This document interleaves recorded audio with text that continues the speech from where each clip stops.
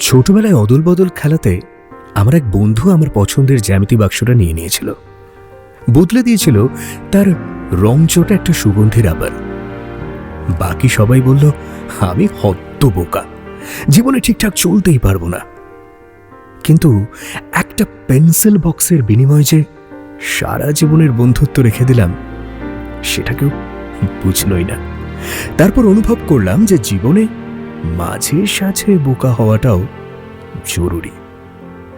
বাড়িতে হঠাৎ অতিথি এলে সব্বার খাবার বেড়ে দেওয়ার পর মায়ের থালাতে জুটত অবশিষ্ট কিছু।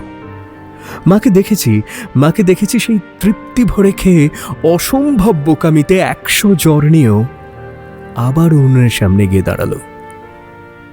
বাবাকে দেখতাম নিজের সত্য ছেঁড়া জুতোটা আরও কিছুদিন চালিয়ে নেওয়া যাবে বলে ভাইয়ের স্কুল ফিসটা মায়ের হাতে ধরিয়ে দিল।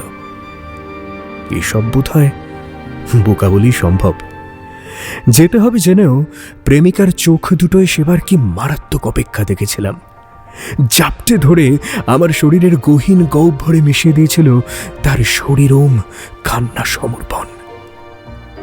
বোকা বলেই হয়তো ভালোবেসেছিল, নয়তো কে চায় অমন দুঃখ পুষে রাখতে। আমাদের চারপাশে না প্রচুর বোকা মানুষে ভরা, অথচ তাদের বোকামি বেঁচেই যে আমাদের হৃৎপিণ্ডে বসন্ত নামে।